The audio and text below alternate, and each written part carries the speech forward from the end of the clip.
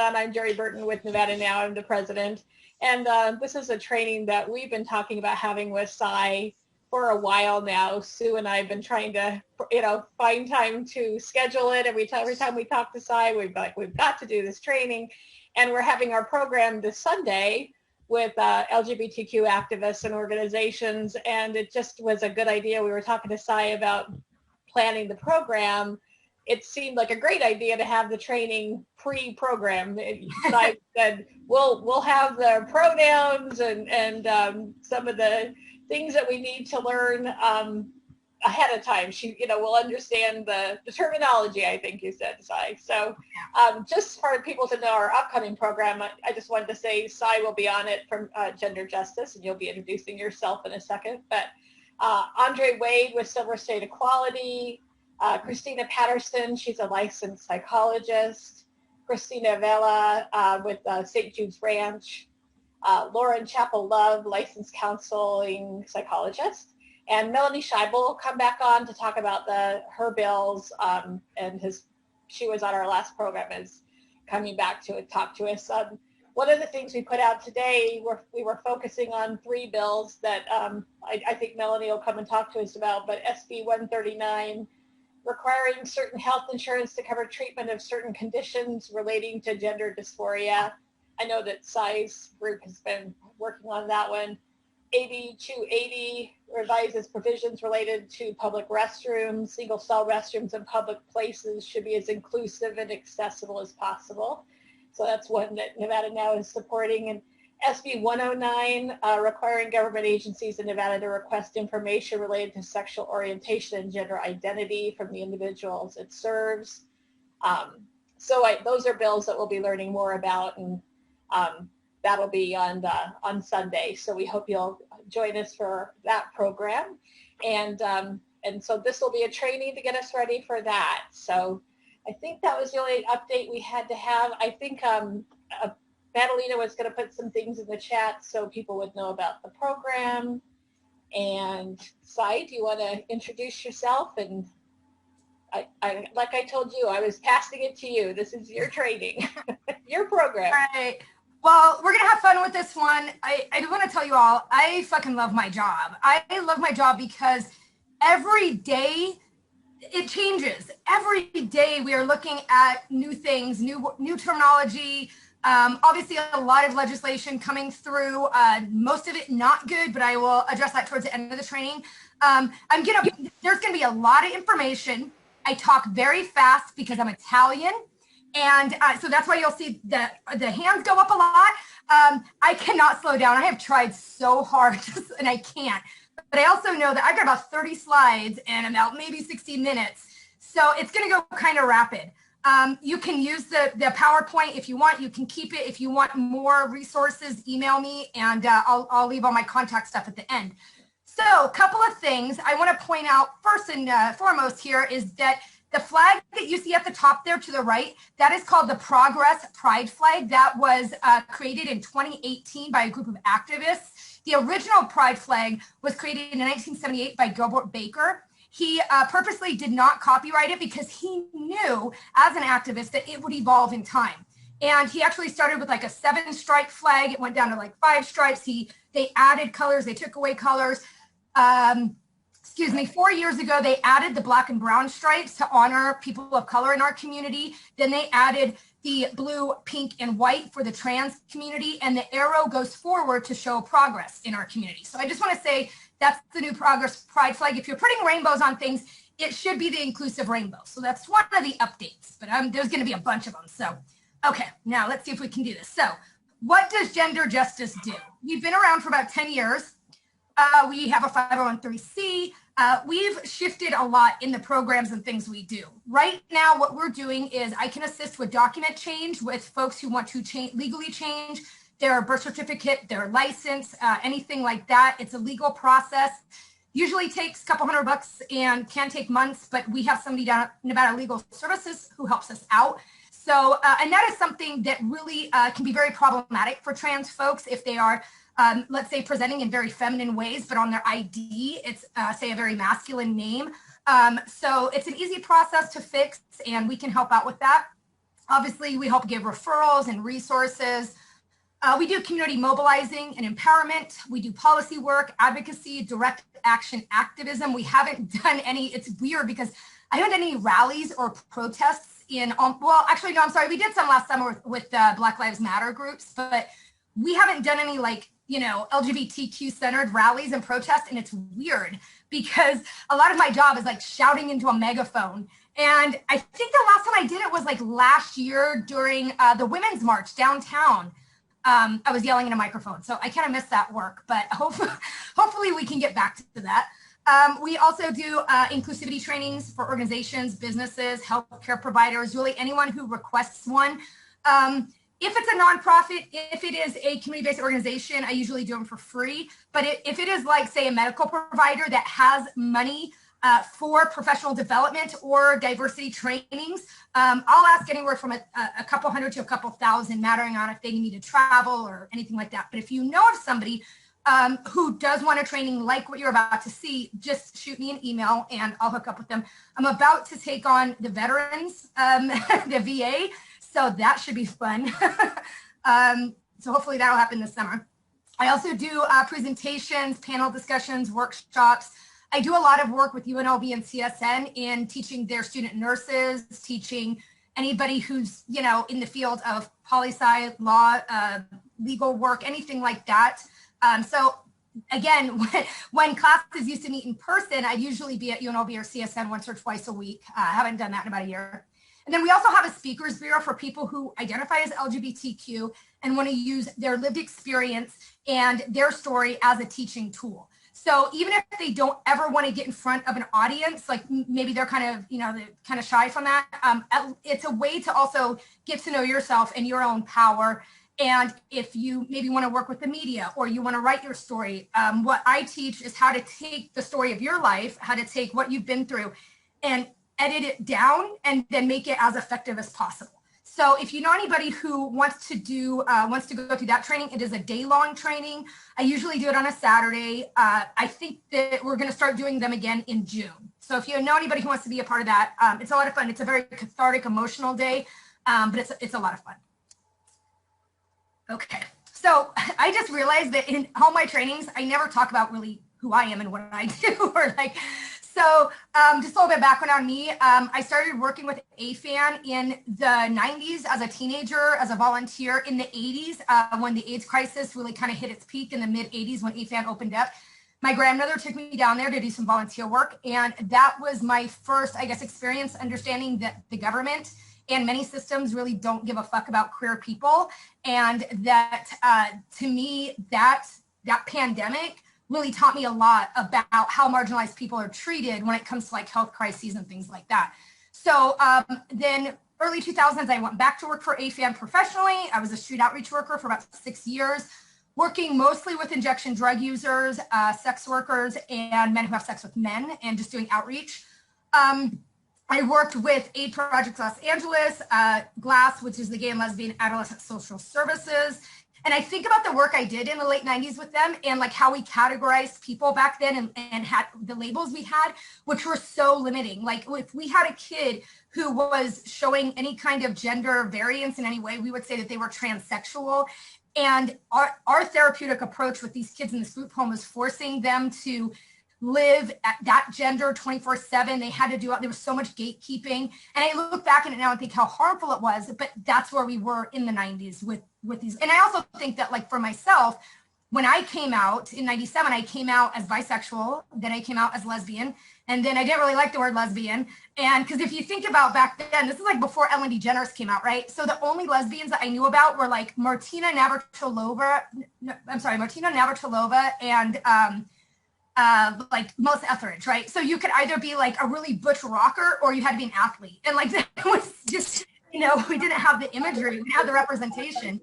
Then in the next couple of years, I got much more comfortable with the word queer because it's not as limiting with gender. It's more of a gender neutral term. And I like the term queer because it really, for me, is an umbrella term and it covers everything from like my sexuality to my gender identity, my politics, everything. I do also identify as trans because I look at the concept of being a cisgender woman as something that is very foreign to me. I did play that role for a good 40 years of my life because I was conditioned to, like, I was assigned female at birth, so I should be a female and act like a female. And so it's just been the last couple of years that I've kind of been really exploring, you know, my gender journey. So that's my background. The reason I use all pronouns is because I'm a mom. I love being a mom. And in the context of being a mom, you would use she, her pronouns. I like he, him pronouns. I also like they pronouns. I tell people that if you ever are like stuck with somebody who uses multi-pronouns, usually they is a good default. I'm fine with they. I think it works really well. Also, I do drag. And when I do drag, I do femme drag. There'll be a picture of it later. So when people do drag for some people, not for all people, because there are a lot of trans and gender non-conforming drag artists, but for a lot of drag queens, if they are a cisgender male, they would have like a boy name or like a cis name. There's a lot of different words for it. So for me, out of drag, I'm more comfortable with they or he. When I'm in drag, I am Sister Hope, which is a female kind of character and presence. And so for drag queens, when they're in drag, mostly they would be considered she. And for us, we are sisters, and so we are she. And it's very interesting because my best friend, who's also a drag artist, we talk to each other every morning, right, on FaceTime. And it's so funny because when we address each other, I go, hey, girl. Now, he's very much a cisgender man, right? And he goes, hey, girl. And girl is not something that most people would apply to me. But that's how we've greeted each other for 20 years. We are sisters together. We are drag queens together. I don't mind when he does that. He doesn't mind when I do it because it's almost like that's when we know the gossip's about to fucking go down. Like, hey, girl, shut the door. Let's talk, you know? So that doesn't bother me. And using all pronouns for me is a way to like get all of those roles and all of that into one. So I don't mind any or all pronouns. Okay, let's see here. Next. Okay, so let's talk about sexuality. Yeah. Okay. So 100 years ago, there was this dude, Alfred Kinsey. He was a biologist, and then he started studying sexuality. He actually started his career studying bugs, and then for some reason, he jumped to sexuality. He was openly bisexual. I think I have another part to this. He was openly bisexual. He did a series of interviews, of anonymous, private interviews with people, mostly men, and asking them, like, what are their desires? What really turns them on? And what he found, and this is like back in the 40s, right? In the 1940s, what he found was that most people are not like exclusively heterosexual or exclusively homosexual. We don't use the term homosexual anymore because it's more male rooted, but he used it with his studies. So I'm going to use it for this example. So yeah, what he found in the Kinsey scale is that most people were more in the middle if they're really being honest about what who they're attracted to. But what he found is that most people are not openly bisexual because it was the 1940s. And so one thing the Kinsey scale kind of showed was that not only are we more kind of in the middle than we're not only allowed to be or that we say, but sexuality can be fluid throughout our lives too. You know, I tell people, like, I've been queer. I've been openly queer for 20 plus years now, since college. And so for the most part, like, I'm super queer, right? But if like Jason Momoa, like, comes through that door right now, I'm going to be the straightest, most not queer person you've ever seen because it's Jason Momoa. And so he breaks all the rules for me. So I can't say I'm exclusively like a Kinsey 6, right? So if we say that sexuality is on a spectrum, right, and that people fall anywhere on the spectrum, and that because of their environment or conditioning or culture, they may be in one place but really desire being in another place, that's sexuality. We all have a sexuality. We all have a sexual orientation. Even folks who are asexual, meaning that they have no or very little sexual desire, they can still identify as gay or straight. So we all fall somewhere on that spectrum. Now, sexuality is one thing. We all have sexuality, and we all have gender identity, and we have gender expression. So these are three separate categories. Sometimes they tend to overlap. Sometimes there's things that people have in common, things like that. But for the most part, we all have these three things. Gender identity is how we see ourselves. And I love this graphic because when people ask me about gender, or I hear some dumb bullshit like Marjorie Taylor Greene saying there's only two genders, it is so complex, right? So we have masculinity and femininity, right, on both sides of the spectrum here, but in the middle, we have so much to unpack. We have concepts like, you know, being gender queer or third gender or neutral or genderless, agender, not having a gender identity. And all of these, by the way, are growing exponentially. So when people ask me how many genders there are, I really say it's infinite. Because you can just gender non-conforming alone, there is a spectrum to that. There is a spectrum to being a transgender man or being a transgender femme. Now, bringing feminism into it, I have a hard time, and maybe this will change, I don't know, saying that I am a trans man. I have no problem saying I'm trans masculine because I'm very masculine. My expression is masculine. My identity is very masculine. I have a hard time saying I'm a man. And I think that's because of like the toxic masculinity that's all rolled into that, right? And I was raised by a super hippie, super feminist, forward-thinking mom who told me my whole childhood that, you know, girls can do anything and girl power and all this, which is great that we tell little girls this. But then if we get to a point where all of a sudden being a girl and being a woman is not something we connect to, then you kind of feel like you're just kind of floating out there because, again, I don't want to adhere to like this manliness or this maleness, but I also don't like the female or girlness that I was kind of raised to be proud of, you know? So I like trans masculine. I also kind of get the whole non-binary thing because I reject both of them, right? I reject manhood, I reject womanhood. So in a way, you could say non-binary. Now, I'm going to break down all of these terms. I'm going to break them down, so don't worry. I also want to know really quick here the term stud. You'll see over there, it's in the blue. It's on the side of masculinity. These terms here, bull dyke, stud, tomboy, butch, those are more known within the lesbian community. But I want to say that the term stud is for women of color, particularly Black women, because the lesbian movement in the 40s and 50s did not allow for Black women. The bars were segregated, and so Black women came up with this term stud, stating that they are butch, but also, again, there's this term. Now, whenever I see white lesbians using the word stud, I like to call them in. I'm not a fan of calling people out publicly, but like I'll send you a little text message or like, you know, give you a direct message or something on social media because you might not be aware that that is a term exclusively for the Black community and you're appropriating it. Like you might think you're very cool and, oh, you want to be a stud, but unless you're Black, you're butch or you can use tomboy, boy, all those things, but do not use the term stud. Now, white lesbians get a little, they get a little fragile sometimes when I point this out. So I just like to attach a couple articles and stuff for them. So, okay, so these are all of the different, and again, it's infinite and where it can go from there, right? So let's break them down a little bit more. Okay, so I love this graphic. This is the gender unicorn. And if you go onto the internet, you can see there's a couple different versions of the gender unicorn. There's also the genderbread person. You may have seen that infographic. I like this because, again, it breaks down that we have gender identity and gender expression. So those three things, right? Again, my orientation is queer. My gender identity is trans masculine. My gender expression is pretty super masculine.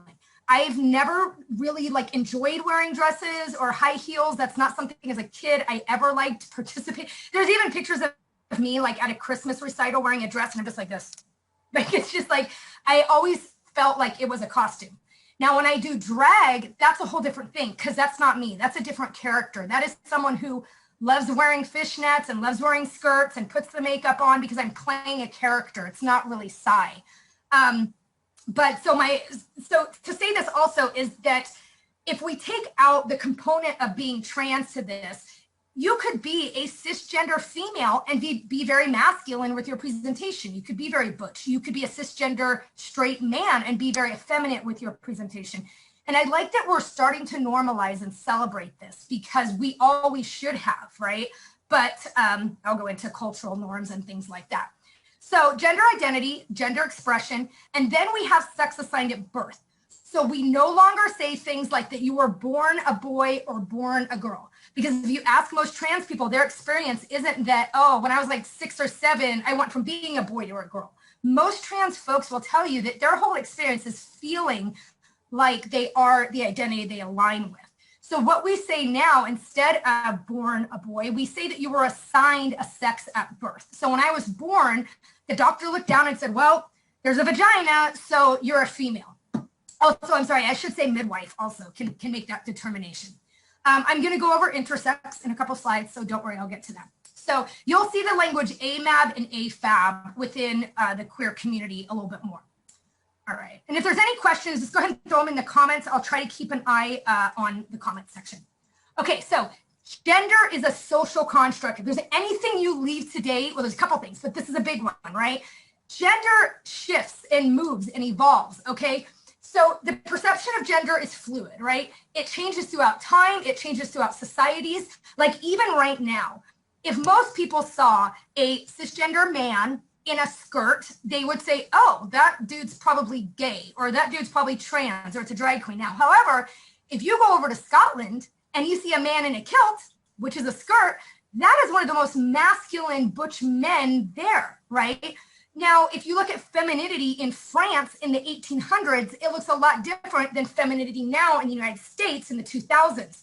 So gender shifts, our concept of what are normal gender roles and norms change. And I think one thing for folks who are outside of the queer community to consider is that gender norms have shifted a lot. And like we can look at feminism as a good reason why that's happened.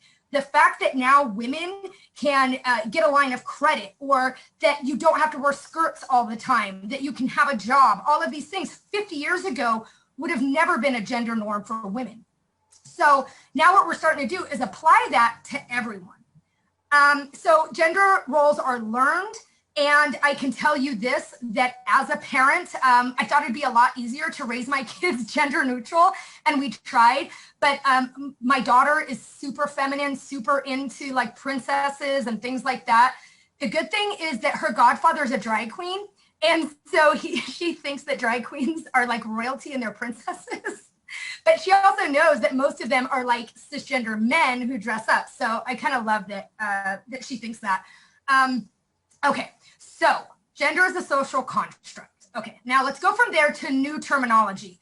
So LGBTQ plus is fine. You can still use it. I understand when people get exhausted at the alphabet soup that happens. I understand that. But know that the reason that's happened is so that we can be more inclusive. Because back in the 90s, when we just said lesbian, gay, bisexual, transgender, so many people did not fit those categories. So that's why we kept adding more. Those identities have been around since the beginning of time. They've been around since the Greeks, since Shakespeare. Every culture has them. We're just applying new language to it. Personally, I do like LGBTQ plus. It's very important to put the plus on there. I'm not a big fan of putting the I in there because a lot of intersex folks don't consider themselves a part of the bigger queer community. It's more considered of a medical condition and doesn't align with their sexuality or gender identity for some of them. So that's why I don't throw it in there. You'll see terms like gender diverse. We use that a lot at Gender Justice. SOGI, you'll see this. I think Pat Spearman used this language in her recent bill in talking about collecting data. So that's sexual orientation and gender identity. I like that one too. It's a little wonky, but I like it. I think it's cool. And gender expansive. When the legislation a couple years ago went through that protected students in the Clark County School District, we purposely changed the language to say gender diverse students and not transgender students, because a lot of young people are very fluid in their gender identity, especially, you know, these new generations. I'm Generation X. So again, this whole new generation, I love it because they're so open and they're so accepting, I think, of people's fluidity. But a lot of them don't align themselves with having a transgender identity. But they might say that they are non-binary, or they might say that they're gender fluid or gender non-conforming. Now, all of those things we used to think of under the trans umbrella, but those things can be outside of the trans community as well. So we use these terms now to be more inclusive, to increase intersectionality, and then to have better conversations where we can really unpack sex assigned at birth, gender identity, presentation, perceived gender, all of these things. These terms are gonna change, which is why I tell people, if you saw one of my trainings like 3 years ago, I guarantee you half the slides have changed, because we're moving forward. This happens in other cultures too. You can look at other religions, you can look at communities of color, language changes. And we can either, you know, decide to keep learning with it and keep being better, or kind of get stuck and then you're going to say something that's like problematic. And I always tell people that, like, it's not the intent. I think most people want to be allies and most people really do want to support us. And you don't realize that maybe if you use the wrong word, it can be harmful and the impact is the same. And I see this a lot, like in medical settings, when I talk to doctors and they're talking about like transsexualism and they say, oh, well, it's still in medical journals and things like that. And I go, yeah, but we're taking that out, right? So if you want to be a better doctor and you want to be more supportive of your patients, use the term transgender. So, and I'll go over all of that in just a second. Okay, so a couple more caveats to language. One is that gender terms are dynamic. All terms are dynamic, right? So the term, I think you saw earlier, bull dyke, is considered a slur now, although back in the 80s, and actually in the 90s, I remember going to gay pride parades and you'd have like the dykes on bikes, and they empowered that term dyke. And there's still a lot of groups that are called dyke. Bull dyke is a very, I wouldn't say it's like a stone butch dyke, because that's more of a sexual term, but it's a very butch woman. Down south, they still use the term bull dyke very affectionately. But if you were to walk into a gay bar, like on women's nights here in town, and you yelled out bull dyke, there's probably going to be a fight in the parking lot, just so you know. So probably don't use that term. Just kind of matters where you are. And I always say, if you're confused on a term or you're not sure, like, just don't say it. don't even put it out there. Okay, some terms are generational. The best example I think of a generational term is queer. I'm always very cognizant if I use this term if I'm around folks that are older than my generation.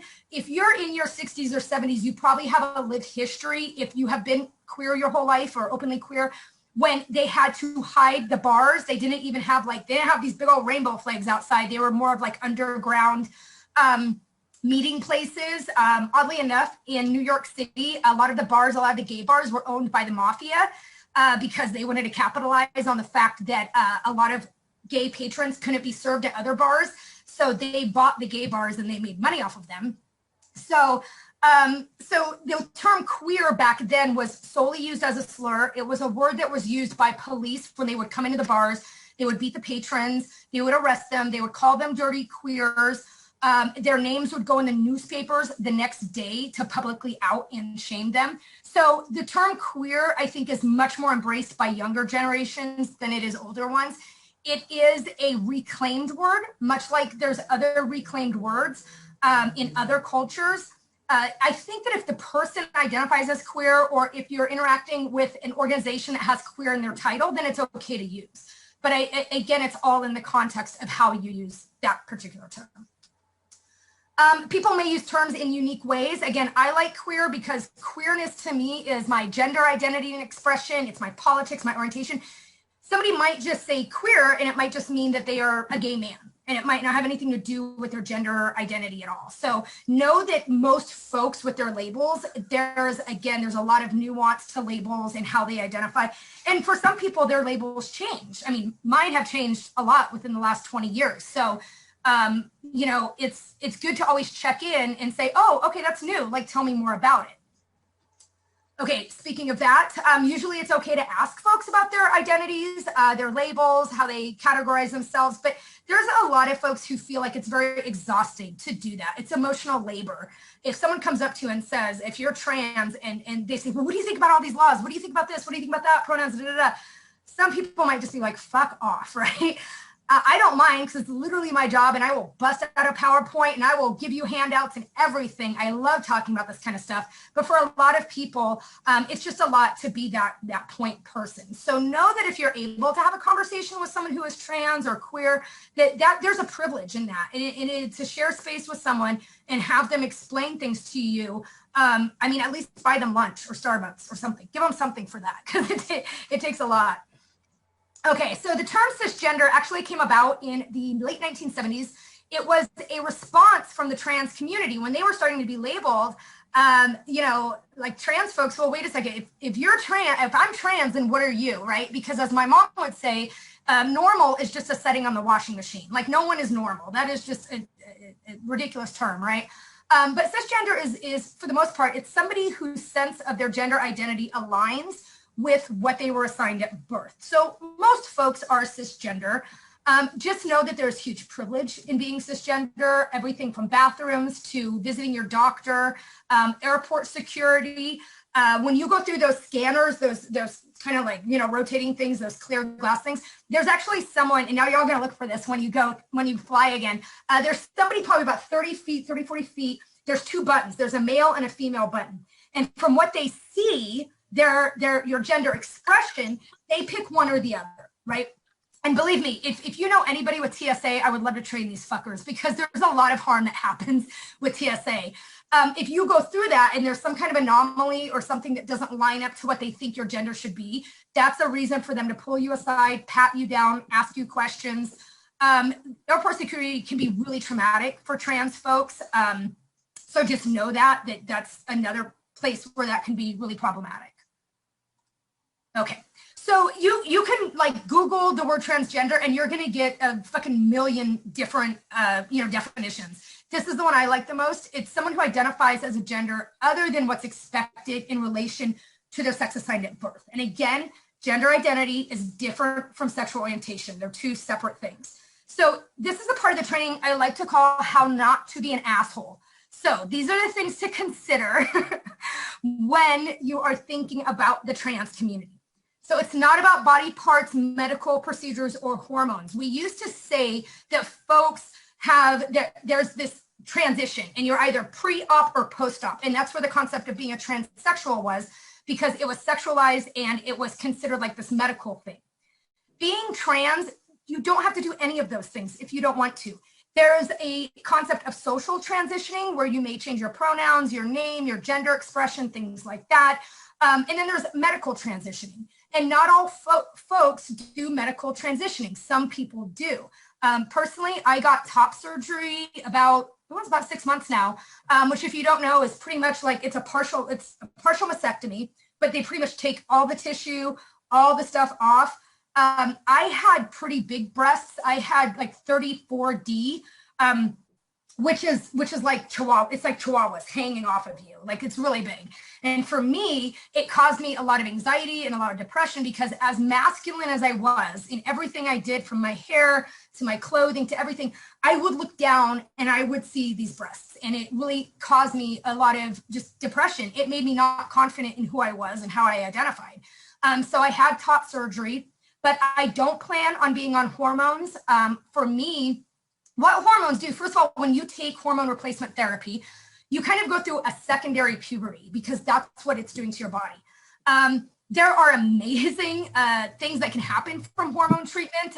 Most folks who take testosterone, their voice lowers within usually the first month or two.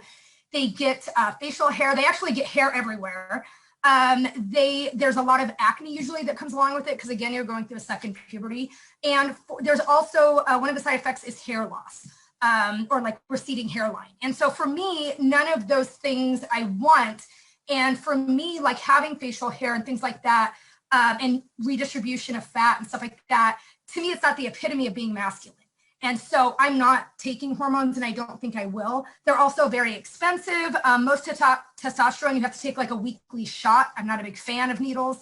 So I'm not taking hormones, and I don't think that I will be having any kind of bottom surgery, because that doesn't cause me dysphoria. And I'll explain dysphoria in a second.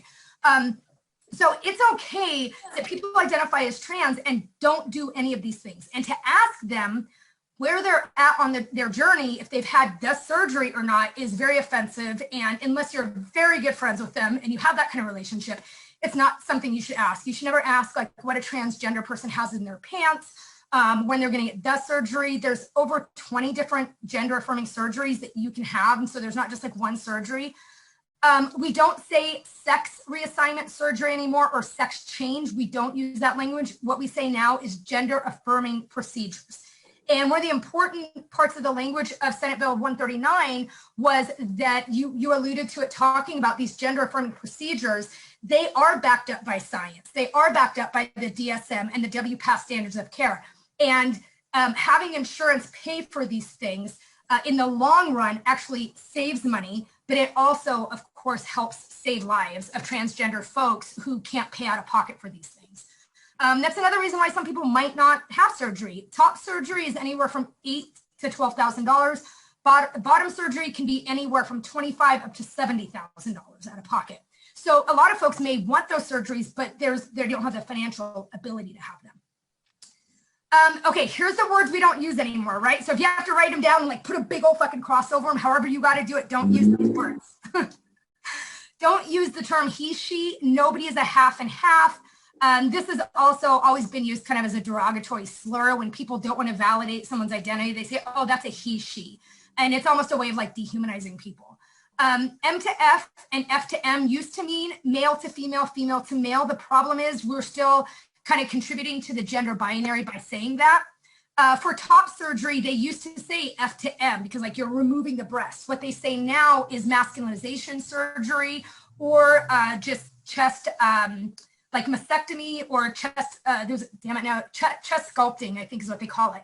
20% of people who get top surgery actually identify as non-binary. So they're not even identifying as trans men, but again, they don't want the breast and the femininity that comes along with it. We don't say transgendered. If there's no ED on it, it's not something that happened to us. Ellen DeGeneres wasn't lesbian, right? Elton John wasn't gayed. So we just take that ED off. You can say trans people, trans folks, or the transgender community, that's fine too. Again, transsexual, we don't say because it's more of a medical term, so we're not saying that anymore. The term tranny is somewhat, I guess, like debatable because it is still used within the drag community.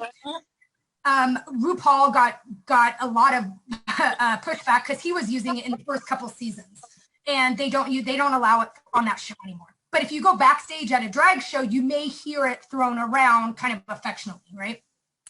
Also, RuPaul, there's another good example of multi-pronouns because when he is RuPaul Charles, he's he, but when he's RuPaul the drag queen, it would be she. The term hermaphrodite used to mean folks with ambiguous external sexual genitals. We don't use that anymore. You would use the term intersex. You would never say it because, again, that's dehumanizing. Cross-dressing is more of a kind of sexual fetish. It usually doesn't align with folks' sexual orientation or their gender identity. Most cross-dressing, from what we've seen in studies and polls, is that it's mostly like heterosexual men who wear panties underneath their clothes as more of a fetish, and again, not aligned with sexual orientation. And then transvestite, very, very old term. We don't use that at all anymore. Okay, and also dead names. Dead names are the name that somebody may have used before they transition that is now kind of in the past along with that identity. So it's never okay to ask the trans person what their dead name is because, again, that's something that is in their past, right? They're now identifying in this way. I don't actually call mine dead name. I actually know a lot of trans folks who do this. I call it my birth name because I don't have a negative interaction with my birth name. I just don't use it anymore. The only thing is I haven't legally changed it. So someone will call me up who's like, I don't know, a plumber and say, hi, is this my dead name? And I'm like, oh yeah, I forgot because it's still out there, right? But most folks who know me know that I'm going by Psy now. Okay, now these are some pictures of trans folks. I put this up because I think a lot of people think, oh, I would know a trans person. I could, what we call clocking, which is somewhat of a derogatory term, but within our community, we say it like that if someone's passing or not. The politics of passing is, again, very controversial. And it's something that within our community we talk about, but outside of the community, it's considered like kind of violence, right? Now, when we're talking about these bathroom bills, people are saying what they want to do is reduce trans identities to men wearing dresses, right? That is not all trans identities. I would even argue that it's very few trans identities. Aiden Dowling, who I have had the honor of meeting, and he's a really cool guy. In the middle at the top there, he's a model. He's been on the cover of GQ, really great activist. If we went by these bathroom laws that are going through in North Dakota, have gone through in North Dakota, I think Virginia has one going through right now, he would have to use the women's restroom because on his birth certificate, it says female, and he was assigned female at birth. Now, I know there's a lot of women who wouldn't mind seeing Aiden, especially with his shirt off, in the women's room. But I think for a lot of lawmakers, especially Republican lawmakers, they need to meet more trans people. And I have to tell you, I had a really fun interaction about 2 weeks ago. Jerry, I know you know about this, but I'm telling you this, I could die today, and that would be, besides having kids, in my proudest moment is Katie Williams, who you might know about. She sits on the school board. And they call her COVID Katie because she doesn't believe COVID's a thing. She doesn't believe science. She's a big Trump supporter and just an all-around horrible person. She had the fucking audacity to show up to a trans visibility luncheon. And she was invited by a friend of her who is now running for, I think Sarah's running for city council or something. I'm not sure why Katie was there, if she was lost or what. But as soon as I saw her, I was like, okay, here's what we could congratulate her for coming and listening, or I can call her out on her bullshit. So what we did was we had a couple people go in front of me to say, like, you know, good affirming things and like welcoming everybody. And then I got up there and I was like, you know, Katie, here's the thing. I'm going to read your tweets out loud. And I just want to know what you meant by these things. And so she wrote a tweet that said that trans women are dudes in dresses, trans women are chicks with beards, and non-binary people can't make up their mind. So I read that to her and I said, now you see everyone, and there was probably about 50 people at this luncheon. I said, I think you can see that our community is much more diverse than reducing them to that. And I really think that if you really want to learn and move forward and be a better person, you should start with an apology. So she got up to the lectern and she was like, I don't think I have the apology you're looking for. And I was like, fine, fuck off. I gave you a chance, you know? But anyways, I tried. So, okay. So let's get to the next slide. That was my moment of just zen last month. Okay, so these are, again, imagery of gender diverse people all around the world throughout time. So when someone tries to say, oh, gender diversity and transgender folks and all this, it's new. It's not new. These cultures, these identities have been around since the beginning of time. In many cultures, they are celebrated. The warriors of Indonesia are invited to weddings of straight couples to bless the union. The Hijra of India, Pakistan, and Bangladesh, and Nepal, they are entrusted with raising children because they're seen as like having this gift of embracing masculinity and femininity. Same thing in Hawaii. They have third gender folks that, again, they're celebrated in Hawaii. And I can't remember the name of them right now. I'm so sorry. But in all cultures, we have this. And so when anybody ever says, oh, well, we don't have those people like where I come from, you do. You do. All you have to do is get on the internet and look at gender identities in different cultures, and you will find so many that have gone back to the beginning of time. Okay, so non-binary. Okay, here we go. Ready? So these are people, I don't know, can you see that? I don't know if I have, sorry a second. Oh, I think I muted myself. Okay, no, I didn't. You can hear me, right? Okay, so these are folks whose gender is, wait, sorry. Okay, either not male or female or beyond gender or both. Okay, so it can include, again, it's kind of an umbrella term. It can include bigender, androgyny, gender fluid, gender queer, agender. So the non-binary community, I feel like, has really exploded as far as representation in the last couple of years. Sam Smith, Janelle Monáe, Jonathan Van Ness, all identify as non-binary. And what I love is that, let me move this back up here. I'm sorry, I can't see my slides. What I love is that none of them are really conforming to this like androgynous look, right? Non-binary people do not have to be neutral in their gender expression. They can be feminine, they can be masculine, they can be both. They can be men with beards and makeup like Sam Smith. It's just, when you're saying you're non-binary, you're just saying you don't adhere to this binary concept of male and femaleness. And I remember being a kid and people constantly asking me if I was a boy or a girl. And I wish I could have just been like, fuck off, I'm non-binary. I just don't adhere to either one. But again, we didn't, it was the 80s. So we probably wouldn't have said things like that in the 80s. Okay, the term gender non-conforming, again, I think this is much more prevalent in newer generations, but it's someone who looks or behaves in ways that don't conform to or are typical of what society would expect of their sex assigned at birth. So you have like Jaden Smith at the bottom there in the middle, who is Will Smith's son. and he identifies as straight. He's, you know, heterosexual, dates women, wears men's wear, wears women's wear. And I actually even hate the terms men's and women's wear because clothing shouldn't be gendered. But he's also a model and has done lots of runway shows where he's wearing dresses and skirts and really kind of, there's also another term called gender fuck, which I love that one because it's kind of a political term that my gender expression is confusing you. And that's exactly what I'm trying to do, is break the rules of gender and, you know, not having to apologize for it. Okay, so let's talk about drag. Okay, first of all, I love drag. I was raised around drag queens. My godparents were drag queens up in San Francisco in the 70s and 80s. I love drag. I love Drag Race. I'll go to a drag show with you. I think drag is something, first of all, it is an art form and it is a culture that goes back centuries. Shakespeare had drag artists in his shows. And the thing to know about drag is anyone can do drag. Cisgender women can do drag. There are no rules. It's really just challenging gender norms. I actually do lectures on the history of drag and all the different kinds of drag. But the way to define drag is that, again, it's not affixed to like sexual orientation or gender identity, but it's entertainment, which performers, again, challenge gender and sexuality with outrageous costumes, mannerisms, things like that. It's an art form. It's a culture. To introduce you to a couple of these drag performers, that's me up in the corner, Sister Hope and Grope. That's me with all my makeup. I used to put my boobs out a lot. If you ever saw me as Sister Hope, which is when I learned that gay men love boobs. I don't know why, but they do. Then when Me Too happened, we had to start calling them on that you still, if you don't have consent to grope, then it's still not okay. Even though I know there's no sexual like desire behind that, there's no, your motive is not to like whatever, but you're still touching.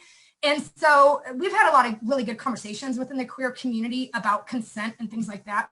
But anyways, that is Sister Hope. When I am Sister Hope, I am she, her. It's a very different person. I still cuss a lot, but it's very different.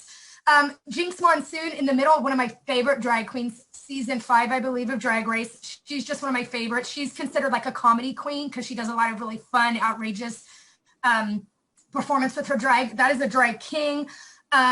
His name, I want to say, is Alex something. I can't remember. Then next to him in the blue, this is my favorite drag queen in a long, long time, and this is Gottmik. And Gottmik is on the current season of Drag Race. He identifies as a trans male outside of doing drag, but when he's doing drag, identifies as a feminine drag artist.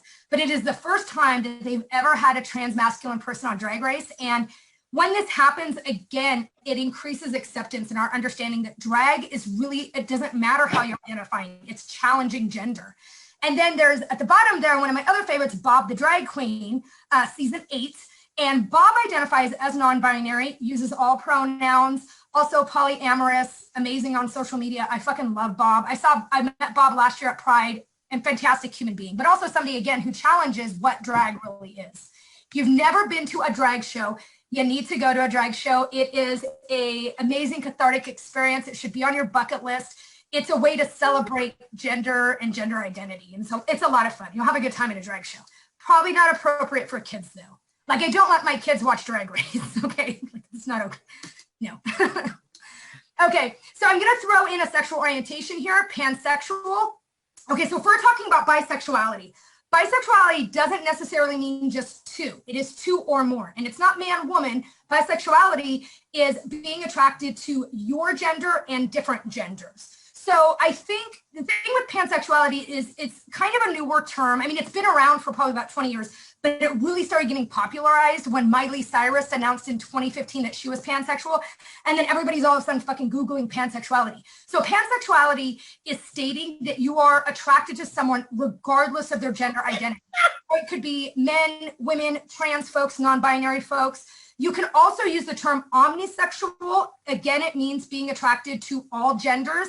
The only difference is pan One is a Greek root and the other one has a Latin root to it. So, but a lot of folks are identifying as pansexual now. They may have used to have identified as bisexual and now pansexual because it's a more expansive term. And Deadpool right there is pansexual. The writer, creator has confirmed that he is actually pansexual. I'm hoping that in the Deadpool movies in the future, we might see some different love interests because they've kind of hetero-washed that character. Okay, so that's pansexuality. Two-spirit folks likely originated in the Zuni tribes in North America. Two-spirit people have been documented in numerous tribes, but not all tribes. There is a really great documentary called Two-Spirit. It got the Oscar that year for documentary, and it's fantastic interviews with Two-Spirit folks in Arizona. They have both masculine and feminine characteristics, and what's interesting again is that they are celebrated within their cultures. They lead ceremonies, and again, they are entrusted with more roles within families. And they are also considered a third gender. Okay, so the intersex community, again, a lot of intersex folks don't align themselves with the larger gay community. Some do. So, you know, you'll sometimes see that, sometimes you won't. It's a term for a variety of conditions. It's not just that you are born with external genitalia that's like half penis, half vagina. That's not what it is at all. I think it's, again, a way to reduce it to that. But we have internal and external genitalia, chromosomal patterns, all of those things contribute to what a doctor or a midwife can say at your birth, you know, who you are.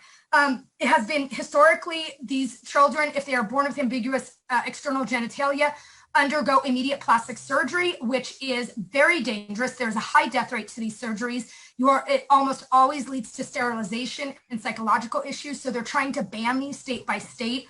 We tried to get a bill through probably about 4 years ago, Assembly Bill 408, but it didn't get out of committee.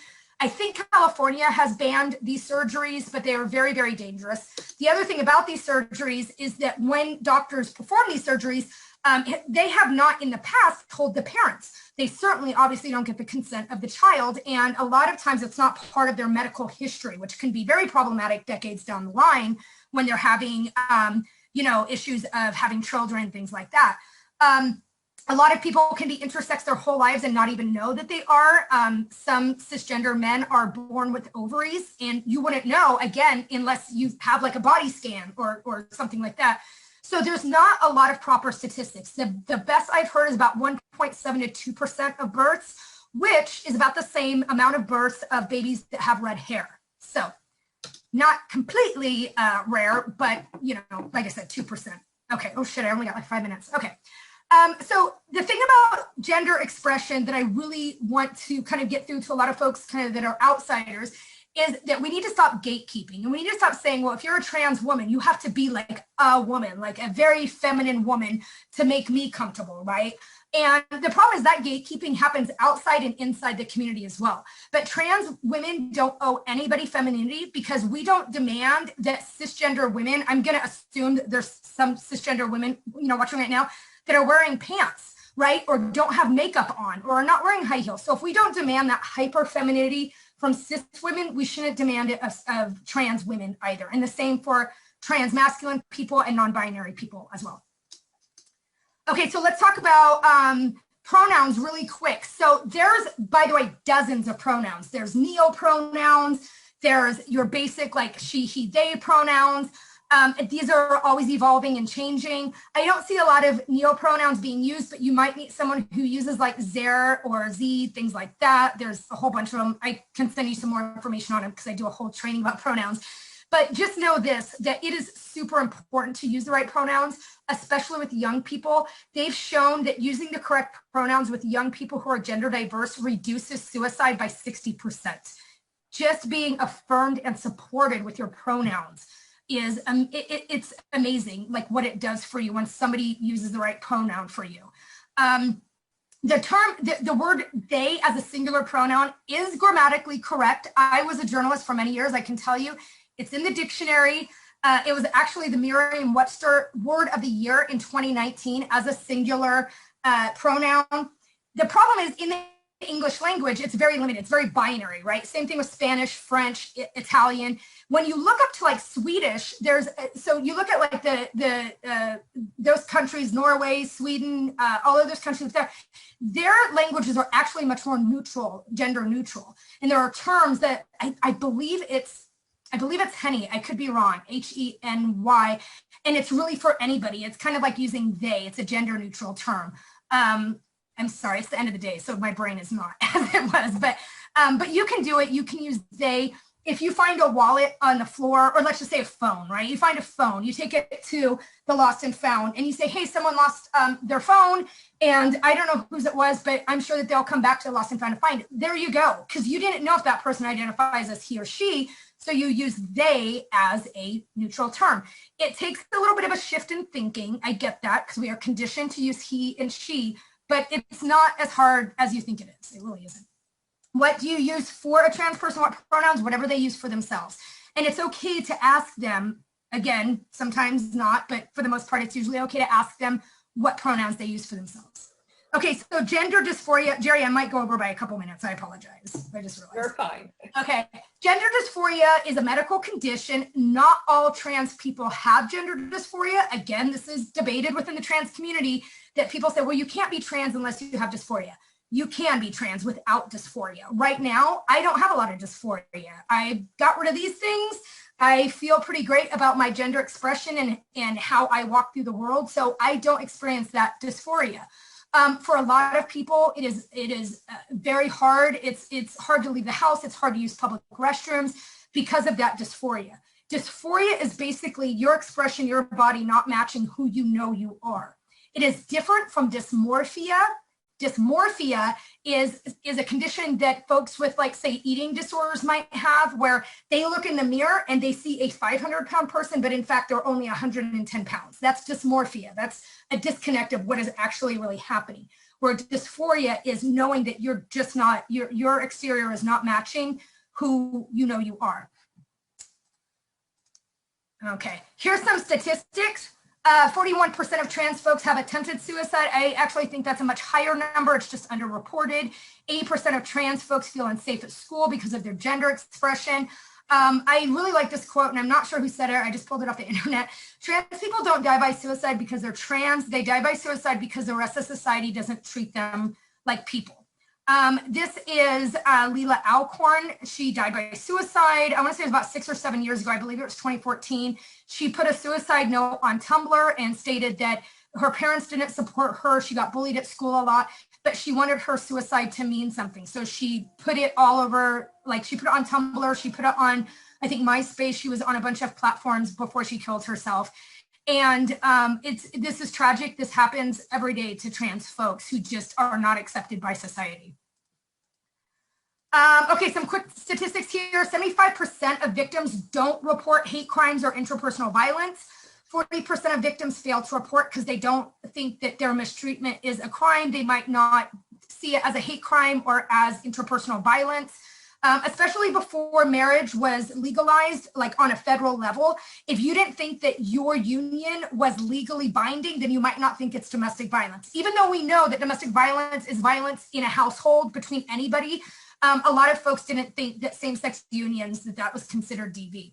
30% of victims fail to report because they're skeptical the police will actually do anything. That is very true. I think a lot of the times that I was going to call 911 or reach out to law enforcement, knowing that law enforcement, I mean, I don't even need to go into this today, but as many systemic problems there are in law enforcement, there's problems with trans, lesbian, gay, bisexual folks as well, where there is a huge disconnect and distrust of that system. History, this is the part of the training I like to call why we have a chip on our shoulders and we're still fucking pissed off. So historically, there's been obviously harassment in bars, schools, private businesses. The practice of corrective rape is when a woman is either perceived or known to be a lesbian. They are surrounded by men, and this happens in Africa, Ecuador, Jamaica, the Middle East, Russia, and they are raped by the group of men to correct their sexuality. And this is all state sanctioned. So this is all completely legal. Conversion therapy is not what it looked like 50 years ago. It's not electroshock therapy or masturbatory reconditioning, things like that. It's more of behavior modification. It's still legal in many states for therapists to say, well, maybe, you're gay, but maybe we can like man you up and maybe we can condition you to not be gay. The thing about conversion therapy is that I know people in their 60s and 70s who went through electroshock therapy in like the 70s and 80s when they were still practicing it. So for these older queer folks, they might not trust doctors or therapists because their lived experience is that they hurt them to like correct who they were, right? There are 52 countries in the world where there are anti-gay laws on the books. We're one of them. We have lots of anti-gay laws. 10 of those countries have death penalties for being gay or perceived to be gay. In the Middle East, they will basically like kind of tie a man's hands behind his back and push him off like a 10-story building blindfold in front of everybody in the community to not only obviously punish him and to remove him from society, but to teach the rest of the people in the community that this is not an acceptable social norm. They also still have stoning in many countries. In Chechnya, they have camps where they round up gay men and they torture and execute them. And of course, the Russian government isn't very forthcoming in a lot of these activities. Human rights organizations have been trying to confront this, but Chechnya has killed dozens of men in the last couple of years because they are perceived to be gay. Okay, really quick history of the intersection of feminist and trans movements. So obviously the first wave of feminism was very racist and very anti-trans and even anti-gay, like lesbians were not allowed in those movements. The second wave came along and was a little better, right? But I mean, even people like Gloria Steinem, which we love Gloria, right? But she was very I wouldn't say she was anti-gay. She was not allowing for, I think the concept was like, well, we are trying to battle this oppression, right? And if we include all of these people into this fight and they are not palatable, then we're going to lose our battle, right? And we know how harmful that is now, and that we saw trans folks making their own feminist movements outside of those white, hetero, cis feminist circles. I mean, I'm glad now that the third wave came along and really included them. And now the fourth wave, this is great, right? Very trans inclusive, very understanding of that. However, see the picture of the woman over here? So she's wearing that pussy hat, right? So we know that's 2016. She is holding a sign that says trans women are men, truth is not hate, misogyny, homophobic, all this stuff. Like, this is a woman who is a feminist in 2016 holding that sign. And there were a lot of those women at the Women's March. And once you see one of those signs, you don't feel welcome, right? So I think a lot of you know the term TERF, trans exclusionary radical feminists. They're a bunch of assholes. They just don't believe that trans women are women. These are like the J.K. Rowling of feminism and things like that. They are also rebranding because now TERFs is such a slur, but they're rebranding to be called gender critical feminists. But have no doubt, they are anti-trans. Also, last month, which was Women's History Month, but also Transgender Day of Visibility, over 465 feminist leaders, including Gloria. So yay, Gloria, for finally getting on the right side of history here. Kimberly Crenshaw, which we know she coined the term intersectionality. Miss Major Griffin Gracie, who's a huge trans activist out of New York City who was at Stonewall. They all got together and wrote a letter of solidarity against this anti-trans legislation that's going through. Right now, there are over 82 pieces of anti-trans legislation have been introduced. Most of these are rooted in public accommodations. Again, people like Marjorie Taylor Greene thinking, well, if, only women should use the women's rooms and just men in the men's room and blah, blah, blah. The other ones are really attacking trans youth, their ability to have access to trans-affirming healthcare. And we're not just talking hormones here because, again, I can go on and on about that. They're also talking about therapy. Like, talk therapy is considered trans-inclusive healthcare, and they want to stop that as well. It's the highest number of trans bills in history. This also includes banning trans students from being in sports. I can tell you this, there's no scientific advantage for people who are on hormone blockers to be playing with the gender of their team that they align with. So that's all bunk science as well, but it's just a way to really kind of demonize trans kids. what they've seen is the anti-trans policies, even when they don't go through, has a huge effect on the health and the emotional well-being of trans people. When Donald Trump passed that anti-trans in the military policy, the Trevor hotline, which is an LGBTQ suicide hotline, rose from 7% to up to almost 18% just within the day of him announcing that. And then I like this statistic, 66% of likely voters who know a trans person expressed support for equality. And I think that's important with anything, any kind of LGBTQ issues. It's a lot harder to hate someone if you don't know someone who identifies in that way. So speaking of bathrooms, here's some of the, there's obviously a financial consequence for this legislation when it goes through, but it is all based in fear. And us in the queer community, we're not new to this, right? We know that they use fear as a way to weaponize legislation. They did it back in 1977 with the Briggs Initiative, which stated that teachers cannot be openly gay because they would like recruit and have sex with children, and that we were just like a bunch of pervert sodomites. And obviously that's not true, but now what they're doing is they're switching that whole narrative to trans people being predators. Now, speaking of, okay, so there has never been not one case of a transgender person going into a restroom and sexually assaulting someone. And I've literally talked to law enforcement. I've done deep dives into the internet on this, not one case. However, there have been many cases of Republican men going into restrooms and sexually assaulting or doing something that is considered sexual deviancy, right? So just to know, Republican male lawmakers are much more prone to being sexual predators in bathrooms than transgender people will. Okay, here's a couple of movies that I heavily recommend people who may not know trans folks watch. One is called Gender Revolution. It's on Disney Plus right now. It's not a new movie. I think it came out about 10 years ago, but it is a fantastic, I think also for people who, these are really good interviews with intersex, trans youth. Katie Couric is amazing in how she handles these interviews and what she puts out there. I love this documentary. I've seen it like 10 times. The other one at the top is Disclosure. That's available on Netflix. There was a great movie done about, 20 years ago called The Celluloid Closet, which examined the representation of gay people in film and television. So this is more of a deep dive into the representation of trans folks in TV and movies. And when I was watching this movie, I realized that one of the reasons I think I didn't come out as trans masculine sooner was because of the character of Max on The L Word, which was one of the first characters on television who identified as a trans man. And I remember just thinking, like, I don't want to be that douchebag. He was very toxic. He was very abusive, very depressed. And I just thought, if that's what being trans masculine is, then I don't want that.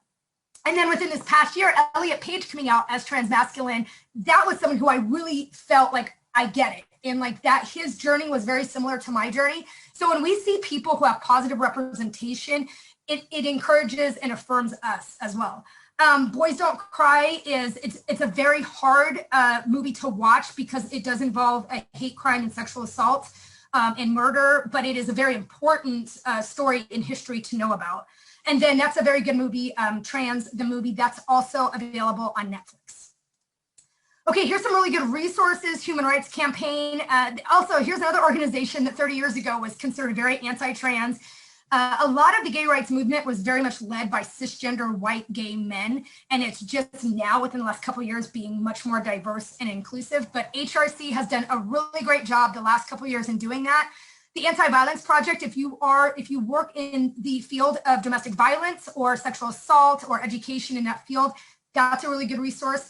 PFLAG, if you have family, friends, colleagues, but especially if you have kids or grandkids who are identifying as LGBTQ, PFLAG is an amazing group. And the National Center for Trans Equality, that's where I get a lot of my data. So any of the data that you saw probably came from NCTE. Great folks out of New York City doing great social justice work. And then here's a couple more tips for being a good ally. Use inclusive language and imagery. Try to put that inclusive rainbow wherever you can. Believe me, we see that as a signal. We think, okay, this is probably a safe space for us. Use pronouns, names, and terms appropriately. Keep listening to stories because, again, and education, things evolve. So a year from now, you should probably see another, you know, trans inclusion training as well. And don't assume that the people around you are, you know, straight or cisgender. There's a lot of folks who are closeted in many ways. And the minute you tell that anti-gay joke or say something about Caitlyn Jenner, which I'm not a huge fan of Caitlyn Jenner at all. I think she's rather horrible, but I will not misgender or dead name her because that would be, you know, that's violence right there. Also, a lot of people live what we consider a stealth life, meaning that they don't present as trans, but their expression and who they are, they will, like Caitlyn Jenner would just say, I am a woman and not use the prefix trans to live more stealth. A lot of people do this for safety. A lot of trans men do this for safety. And here's my contact information. That's my email, my phone number. Gender Justice is on Instagram and Facebook. So any events we do, I always post them on those two. I'm on TikTok because during quarantine, I needed to find something where I could still teach and have fun. And I got addicted to TikToks and I fucking love it. And someday my kids are going to find them and I will thoroughly embarrass them with all of my TikToks. So that was my plan all along. So okay, I'm sorry. I apologize. I went over. Usually I don't go over by 10 minutes, but I can open it up for questions now. Let me unshare the screen. Maybe. And Mark is on the program and he says we're fine taking some more time. I let him know that we were running. He can hear that we're running late, but he said he'd be fine with us answering some questions. So the first thing I wanted to say, Sai, is as an ERA activist, I've been horrified lately where a lot of the activists, the trans argument is coming up to do with the ERA. And I know here with our state ERA, that's the case. So I was naive to think that feminists were for equality for everyone. And then I started hearing some, and truly they probably are older women. But it was shocking to me. And I was just naive about it. Now I'm not. But so I think that was probably, maybe they're in the third wave and they're still not. Yeah, I mean, I think here's the thing. We have to recognize that there are a lot of problematic people in all cultures. There is a lot of racism within the LGBTQ community. And people like to think, oh, we all just sit under this rainbow and get along, kumbaya, we all love each other. That's not true. There's transphobia in our community. There is transphobia in feminist circles. There are feminists who don't want to include lesbians. Do you remember the lesbian sex wars of the 80s within the feminist movement of feminists saying, well, we don't want to include lesbians. We certainly don't want to encourage pornography because, again, all of that stuff would make us less palatable, right? So let's just go with like that. We're only going to go with cisgender women. They're going to be white. They're going to be proper. They're going to be all of this to try to sell feminism to people. And the argument was, well, pornography and sex work and all of those things, that empowers feminism. It's the exact opposite. But you still will see a lot of feminists who are TERFs and SWERFs, who are sex worker exclusive as well. So it's a shame because, you know, the thing is, like, if we look at intersectionality, we can be a part of all of these groups. We can support all of these groups, you know? So yeah. But it reminds me of what you said. I hear a lot of people say, well, kind of like the beginning of the suffrage movement, first let's let women get equality, right, you know, and then we'll let you come afterwards, you know, and that just it's shocking, but it was also used back with the suffragists in the 20s, the other 20s. We're back again in the 20s. I think people want it like, oh, we'll just throw them some breadcrumbs and they'll be happy. We promise you'll come along after we get, but it's like, I thought it was equality for all. And you know, that's what I like about our ERA in Nevada. It is equality for all, but we're going to have that when it goes to the ballot next year. We're going to need your help because it's going to be a battle. So I'll be there. You know, I'll be there. Shit, I know you will. I will be there. I didn't know if you saw any questions or if anybody has. Yeah, I'm actually looking at him right now. Let me see here. Mahu, thank you. That is the Hawaiian term for third gender people. Thank you so much, Zachary. God, Zachary had that. Thank you, Zachary. Tip of my tongue. Thank you. And yes, it's interesting because in Hawaii they are seen very differently than how trans folks are treated in like the other parts of the United States. When they were open, there was a family pride bingo at Hamburger Mary's where kids were welcome. Yes, unfortunately, Hamburger Mary's did close last year, but there are kid-friendly bingos. I think there's one at the center, I want to say, in like a month or two. Drag queens know how to tone it down when there's kids around. So hopefully, I don't know. Let me see what else here. Youth suicide rate. Yeah, it's horrible. Another thing to know about LGBTQ suicide is it has a higher lethality rate. So meaning that when they attempt, they usually succeed. Okay, let me see here. I miss anything else? Oh, that's cool. That's Zachary really... says he has a question when you get okay. a second, so. Yeah, go ahead. Just ask it. I'm just kind of scrolling right now. But yeah, so I think commentary-wise, so I'm in the student government at UNLV, but I think the biggest thing for us is this year, especially, we've been pushing to just be more inclusive in general with language. And it definitely translates to a lot of things that I think are a little bit nuanced. So even just using guys, where you don't think of that. And that's a really big one that I would definitely admit before going into student government, like that wasn't something that I was cognizant of using, and also just the ramifications of using that for certain people as well.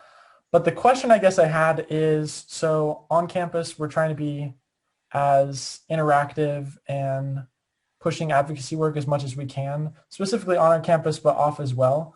So I guess the question I always like to ask is, like, how do you suggest, or what certain things can we get cooking in the kitchen to make it a little bit more?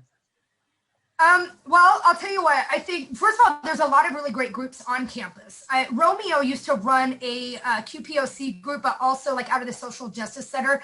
They did a lot of really amazing work. I work with UNLV with the School of Nursing and with a couple of other programs down there. I think UNLV is going in the right direction. Like they actually just recently changed the Women's Center's name to be like the Care Center, I think it is, to be more inclusive and understanding.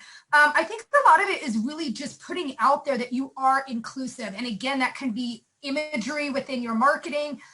It can be going to events of other groups, and backing them up. One of the interesting things a couple of years ago, we had students from UNLV who were with the Black Lives Matter group, and they were there with people in my community who were in New York City during Stonewall. And we had a 3-hour discussion on police brutality in these two communities, because a lot of folks in both communities didn't realize that this is something that we have in common, and this is a systemic issue, and like, why not go at it together, right? So I would love to work with you. Zachary, do me a favor and just like shoot me a text or an email. I would love to come down and work with y'all and see what we can do. Okay, sounds awesome. I know I always like to work with new people, so. Awesome, cool, sounds good, sounds good. Let me see, I think that was all the question. Anybody else have a question? And we recorded, so, we'll have this on the website as well. I'm glad because I definitely, it was a lot of information, and I look forward to listening to it again and again, possibly. I learn from you every time, and you're always so patient with our questions and knowing that we are learning, and that's why I was so happy to have you. And I know Sue put some comments in there. She's one of your biggest fans. I love Sue. I love Sue so much. Are you there, Sue? Yeah, pay attention to our social media. Yes, I'm here. Oh, okay. In June, we're going to start doing in-person things again. So we'll start doing events and parties and stuff like that. And I want you all to come, and so we can all celebrate everything. We're all getting vaccinated. I'm 2 weeks out of my second one. So, and I think Sue is too. And, we're getting ready here soon to see you in person. Thank you so much. You want to come to the office? You said the one day you want to come down to the office and talk. It's like, I'm not quite there yet. Soon. We will be here soon. We're getting there for sure. So, well, thank you. And like I say, this is recorded, so we'll be putting it on the website and letting people know about it. And then, of course, we'll see you on Sunday for our program. So we appreciate you taking the time to do this. It's I've learned a lot, and I'm like I say, I need to go back and listen again. So I was taking notes, and it was wonderful. All right. Thank you for having me, Jerry. Oh, thank you. Thanks for taking the time on the evening. I know you got to get to the kids. All right, I'll see y'all later. Bye-bye. Thank you. So please stay with us. We have Mark with us. I think he's got his camera on now. We wanted to learn about the bill to abolish the death penalty, and I had sent Mark a note letting him know that our Nevada Now committee, legislative committee, was interested in doing whatever we can to help. It's a bill that we support. So Mark said he could come on and talk to us about some of the phone banks and other possible activism we could do to help abolish the death penalty in Nevada. So Mark? Yeah, thank you. Thanks for waiting for us. Oh, of course. It was actually my pleasure to get to listen to Sai.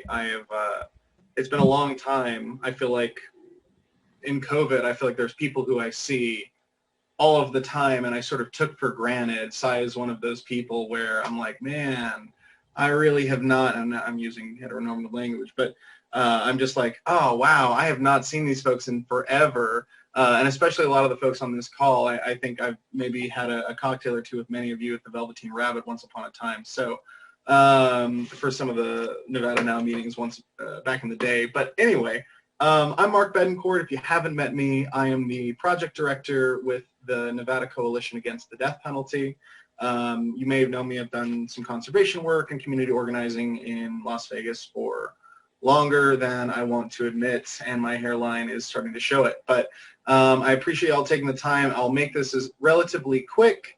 We're going to have some follow-up conversations. We'll send some links around, and we'll make sure Jerry can send those to the members after this in case you missed them. But we did want to, well, first I want to acknowledge there's a couple of things to celebrate today. The sentencing of George Floyd's murder. It's 4/20. It's the committee deadline day for the first House passage in the Nevada Legislature. So there's a lot going on for a lot of different people, and I'm sure in some cases all. And so, you know, thank you all for being here. We are really excited. As some of you may be aware, the bill to abolish Nevada's death penalty, which would also clear the folks on the row, and by that I mean reduce their existing sentences to life without possibility of parole. As Sai said, this is a practice and a sentence that is historically and perennially. I just got confused because I was commenting, but I realized Brandon is on my Zoom, our community organizer, who's also here. Hey, Brandon. But this is a sentencing structure that is perennially used against the others, the vulnerable folks in our society. There are severe racial bias in Nevada's death penalty. All of the folks who wind up on death row in Nevada are poor and indigent, incapable of paying for their legal, well, for their litigation, their lawyers and so forth. And of course, these death penalty cases are very lengthy. But we are at a key moment. We've never before seen an assembly bill or any bill pass out of one house in Nevada's legislature. The first bill was submitted 20 years ago by now passed, may he rest in power, Senator Joe Neal, father of current Senator Dina Neal. And we are now needing help of everyone in our community who believes that the death penalty must be repealed. And we are really targeting our folks in the Senate Judiciary Committee and the governor.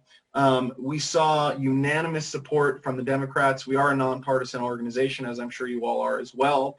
But looking into legislative history is my background.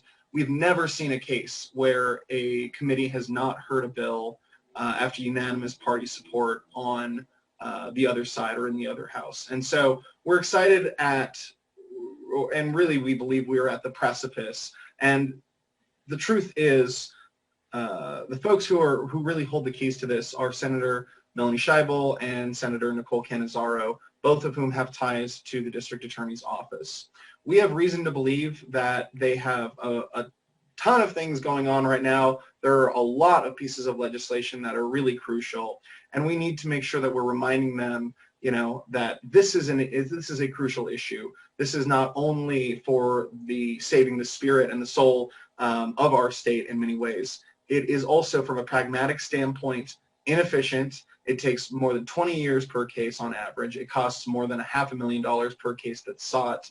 And the district attorneys in Nevada have prosecutorial misconduct or other legal issues in the actual imposition of the death sentence during the case that results in a resentencing that comes out to roughly 47% of the time, and it's higher than 50% in Clark County, where I'm sure many of us are. And we also have a severe concern around really how this sentence has been imposed and how the district attorneys have really used an existing case right now in the media. And so we want to make sure that both the governor and Senator Cannizzaro are hearing from real constituents that this is a concern, this is doable, and at the end of the day, it's something that Nevadans want, and we can start to think about things that we really truly need. In a recent poll, everyone, you may have seen it, you may not have seen it. If you haven't, I'll send it your way. But what we saw is that Nevadans don't care and don't prioritize spending money on prisons and jails. 5% of Nevadans thought that was a priority. Everyone else, if they saw savings from the death penalty, thought that money would be better spent on mental health services and providing access and job programs for incarcerated folks who had recently been released from prisons or jails. And those two things rounded out to almost 50% of what respondents said. And so this is a clear reprioritization of how we are doing things, how we are spending our money, and in some ways, and as I'm sure all Nevadans know, we have to put our money where our mouth is. And so we are calling on the senators here and all of Senate leadership, to be honest, to support AB 395 and give it the proper hearing that it deserves. And so one of the biggest things that you can do to help out with that, and I believe Brandon has posted that below, is join us for a phone bank we're going to be hosting this Friday at 5 p.m. on Zoom. We'll start trying to do things in person as soon as we possibly can. There are some things cooking in the kitchen. I like that expression, Zachary. But there's some logistics, regulations, statutes, and money involved that we have to figure out. And we'll certainly keep you in touch. But for now, signing up for this link would be a huge help. We need folks who are comfortable talking on the phones. Really relatively easy thing to do. And truth be told, between you and me, this is an issue that a lot of folks on. And we do a pretty good job of trying to make sure that you're calling lists of relatively friendly folks. And we're really excited to have any and all help that we can take. Right now, this is a crucial moment, and we want to make sure that the Nevada legislature capitalizes on this and that Nevada is the 24th state to abolish the death penalty. But I'm happy to take any questions y'all have. The link is there. If you're interested in doing anything else, please submit an opinion on the bill on the Nellis website. Brandon will post a toolkit in just a second that can show you how to send a message to your legislators, if you want to tweet at them, some sample messaging, talking points, all that good stuff. And if you go ahead and read all of those things, by the time we meet on Friday, you will be an expert and you will be ready and raring to go. But of course, we will train everyone. We won't be throwing anyone to the wolves, as it were. And Brandon, our community organizer, is on the line. As you've probably figured out, we're sharing the same account because Zoom is expensive for organizations. And we're a small nonprofit. But if you have any questions, feel free to ask. We can hop in and answer any of those. And I see Lily's name on here. Lily, I haven't seen you in a while. Say hi to Tyler for me. And yeah, I'll pause there. Thank you, everyone. Just posted his stuff in the chat, so feel welcome to reach out to him. I'll post mine in just a second, and feel welcome to email me or text me, call me, etc. Thank you, and I'm going to save that so we have the information to send out for Friday. And then you also mentioned, Mark, that it might be a good idea for us to make phone calls to legislators, and so other than the Melanie and Nicole, who are friends to Nevada now, so we will make those phone calls. She's my senator, Nicole is. And the governor, you said that was another. Are there any other people that we should make calls to that you feel like, need to be pushed that direction? Yeah, sure. Everyone. Okay. I'm an equal opportunity activist. I deeply and firmly believe that everyone needs to hear about it. And we have some strong allies in the Senate. But I think no matter where you are, letting your senator know that this is important to you. If you've done any work in the legislature, sometimes it's as little as attaches or interns talking to one another to get the water cooler talk going. And so even if it seems like someone who you think, oh, well, I don't know if, James Settlemeyer or Keith Pickard will come around on this, you'd be surprised. There are some non-traditional allies that we are working on behind the scenes. So every voice to every representative helps. And as we saw in the assembly side, that was our tactic there, to really provide every opportunity. to educate our legislators and provide them access to the information that we had and what really provided the reasons for us believing in ending the death penalty, or some of us. Everyone has their own reason. But we for a long time have believed at the coalition that the more you know about the death penalty, the more you know it needs to be abolished. It is in an era of relatively non-common sense policy, it stands out as something that even if it were to work, and it doesn't, it still doesn't make any sense. And so, again, we're really excited at this. I would say if you all happen to be in Senator Mo Dennis's district or Senator Dondera Loop's district, not for the reasons of them not supporting the issue, but simply for the sake of letting them know that there is support. It's always helpful for legislators to hear from their constituencies. So in that toolkit, there's email language to share with the legislator, like I said, and talking points. So you could go ahead and email that to them. The more personal, the better. There are a lot of different talking points in there, so pick something that resonates with you. And if you're not sure about it or you want help, as always, reach out to Brandon or I. We also have an intern, Essence, who joined us on this call, so we can always have her help you out and give you the rundown if we're short on time. Thank you. I was thinking as you were talking, Mark, I did a paper when I was in high school on the death penalty and became anti-death penalty just doing the research for that paper. And I'm 62 years old and we're still talking about that. So, it's something that we've needed to do for a very long time. It's never been fairly used and, like you say, expensive and every other reason. But if you do any research at all, which I know you've done a ton, you become anti-death penalty pretty fast. So and right now, I mentioned that the district attorneys have a lot of discretion in how the death penalty is used and sought, and it's not necessarily a problem inherent to those individuals, but it is of the structure. If only one person reads the case and makes that call, it's not exactly an equitable way, and it's not really how we want the legal system to be run, which is behind closed doors. I think really right now, it's interesting because there is a case, as I mentioned, that's working its way through. They're pursuing an execution warrant against a gentleman, Zane Floyd. And while the timing may be coincidental for advocates of the death penalty, in many ways, this is a really urgent need to abolish the death penalty. One, from a personal standpoint, I believe that we should never have the power to take the life of another person. The state should certainly never have that power. But at the same time, there's inevitably going to be a lot of litigation. Drug manufacturers don't want to see their drugs used in executions.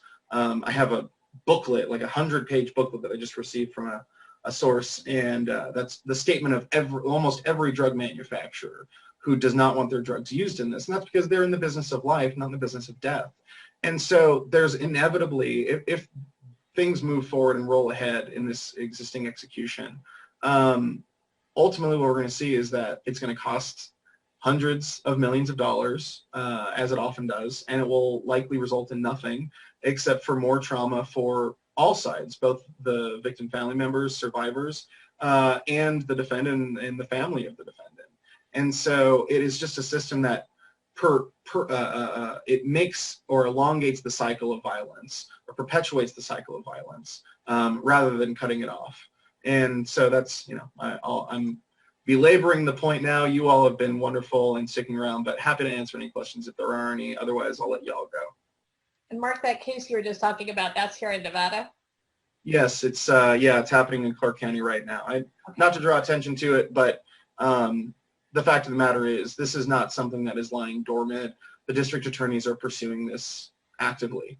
And so to think that this isn't something that's going to be on our doorstep and there's going to be we're either going to oversee we're going to see an execution happen on our watch, or close to $1 million will be spent attempting to, neither of which we would suggest are good outcomes.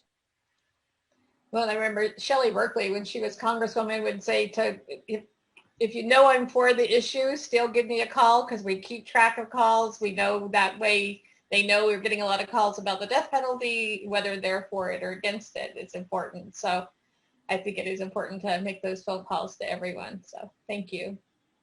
Did anybody else have any questions? I saw Donna said she also has been since high school against the death penalty. It's like, I can't hear you, Donna. You're on mute. Oh, we still can't hear you. It's doing it like before. Can't hear you. Yeah, it did it to her last time. She had to like go off and on or something. But yeah, but we saw your note. So did anyone else have any questions? Well, thank you so much, Mark. We'll be definitely posting the information. We'll send out in an email as well, and then we'll talk about it. We'll either see you on Friday or, and if people can't make the training on Friday, can you let me know if there's other times that people can't make it? Yeah, we'll be doing it, and Brandon, correct me if I'm wrong, but we'll be hosting regular phone banks on Tuesday nights and Fridays, Okay. 5 p.m. regularly. And for y'all, and Jerry, this goes for you and any other folks who are sort of coordinating logistics for the group. If it makes sense, there's a large cadre of all of you who were like, oh, Wednesday at 3 is better for us. That's fine. Just let us know, and we can go ahead and schedule that out a specific time. And after this Friday, and generally after we do some training, it's an open virtual phone bank. So if someone is, oh, this is great, I totally got it, good to go, I'm going to go and do this on my own, you're more of a sort of self-motivated person, we're more than happy to let you do that. We just ask that you let you know you're doing it so we can track the calls and make sure everything's going right and answer any questions you may have. But we're more than happy to do that, and we want to be as accessible to everyone in our community as possible. And we are also happy to have the help. Although the more help we have, the more work Brandon does. So he made this. Well, I know we have a couple of Indivisible Owls with us tonight, and I saw that they were talking about this bill, so we might be able to, I see Dina's on here, and I know Stephanie, so we might be able to get some other people involved with us to help out. So Wonderful. Thank you all. Thank you so much. All right. Thanks. Thanks for staying after the program to learn about this, everybody. We'll be seeing you on Friday for the training, and then on Sunday for our next program. So we'll be posting the information. Sue says she's put it in Slack for those of the Legislative Committee. So thanks so much. Have a good evening.